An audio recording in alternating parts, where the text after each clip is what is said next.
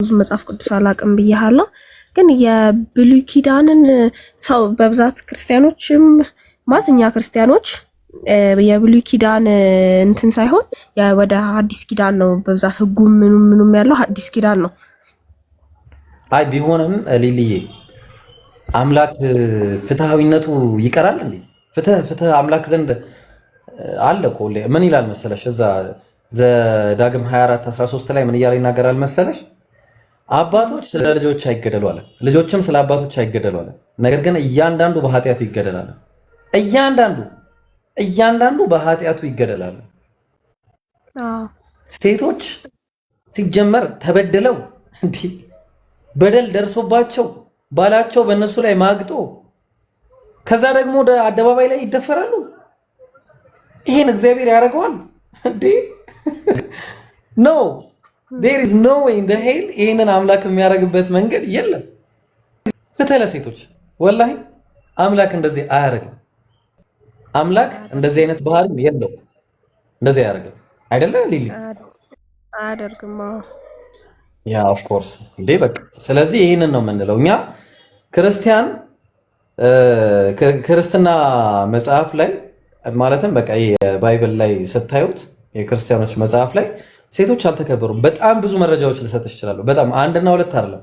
በቪዲዮ ተጠባበቂ ኢንሻአላህ። እኔ ብዙ ጊዜ እንደዚህ አይነት ነገር ገጥሞኝ ኢግኖር አድርጌ ተውኩበት ጊዜ አለ። ማለት እንዴ እንደዚህ ሆነ እንዴ አረ ነገር ብዬ ማለት ያንን ትእዛዝ ሳልቀበልም የምኖርበት ብዙ ነገር አለ። ምክንያቱም ጭቆና ስለሆነ ማለት ነው። እዛ ላይ የሚለው እንደዛ ነው። እኔ ደግሞ አላደርገውም እሰይ ምናምን ነገር አይነት ነገር ብዬ ማለት ነው። እና ለምንድን ነው ማለት እንዴት ነው ነገሩ? ነገሩ እንዴት መሰለሽ? አሁን ነገሩ ጸሐፊያኑ አይታወቁም። የባይብል ጸሐፊያን እሺ፣ የባይብል ጸሐፊያን አይታወቁም። ዘፍጥረትን ማን እንደጻፈው አይታወቅም። ዘዳግምን ማን እንደጻፈው አይታወቅም። ዘሁልቁ፣ ዘሌዋውያን፣ ዘዳግም ማን እንደጻፋቸው መጽሐፉን አይታወቅም። እነሱ ብቻ ሳይሆኑ ዘሆል ባይብልን ጸሐፊያኑ አይታወቁም።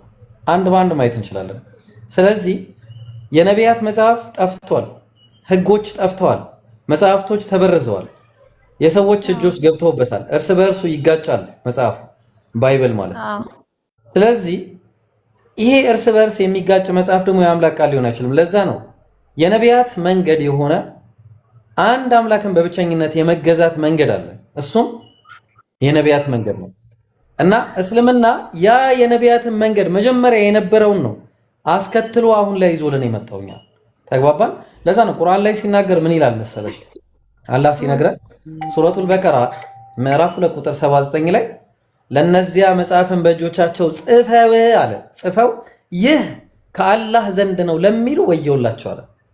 ይህ ከማን ዘንድ? ከአላህ ዘንድ ነው ለሚሉ በእጆቻቸው ጽፈው። ለምሳሌ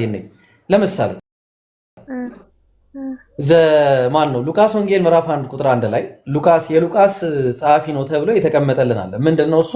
ሉቃስ ወንጌል ምዕራፍ 1 ቁጥር 1 ላይ የከበርክ ቴዎፍሎስ ያለ ደብዳቤ ነው። ለቴዎፍሎስ የጻፈለት ደብዳቤ ነው። እኔ ምን አገባኝ? ለቴዎፍሎስ የተጻፈ ደብዳቤ ለኔ መመሪያ ሊሆን አይችልም። ለኔ መመሪያ የሚሆን የሚችለው ከአምላክ የሆነ ነው። ከዛ ምን አለ? የከበርክ ቴዎፍሎስ ሆይ ከመጀመሪያ በአይን ያዩትና እነማ በአይኑ አላየም ሰውዬ አልገለጸም። እነማ እንደሆኑ ደግሞ በአይን ያዩት የቃሉ አገልጋዮች የሆኑት እንዳስተላለፉልን አለ። እነማ?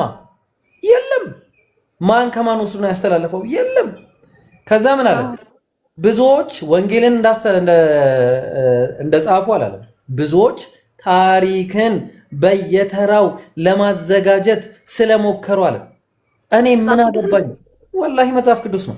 አውጣና ሳይኝ አህመድ። ታሪክን በየተራው ለማዘጋጀት ስለሞከሩ ታሪክ እኔ ምን ያደርግልኛል? የግል ታሪክ ምን አገባኝ ነኝ? ከዛ ምን አለ መሰለሽ? በየተራው ለማዘጋጀት ስለሞከሩ እኔም ደግሞ እርግጡን እንድታውቅ ብዬ ሁሉን ከመጀመሪያው ተከትዬ ልጽፍልህ መልካም ሆኖ ታየኛል። አንድ ቃል ዞር ሳላረግ ነው የነገርኩሽ። ይኸው ከዚህ ጋር የከበርክ ቴዎፍሎስ ሆይ ከመጀመሪያው በአይን ያዩትና የቃሉ አገልጋዮች የሆኑት እንዳስተላለፉልን በእኛ ዘንድ ስለተፈጸመው ነገር ብዙዎች ታሪክን በየተራው ለማዘጋጀት ስለሞከሩ እኔ ደግሞ ስለተማርከው ቃል እርግጡን እንድታውቅ በጥንቃቄ ሁሉን ከመጀመሪያ ተከትዬ በየተራ ጽፍልህ መልካም ሆኖ ታየኛለ። የራሱ የግል ደብዳቤ ቴዎፍሎስና ሉቃስ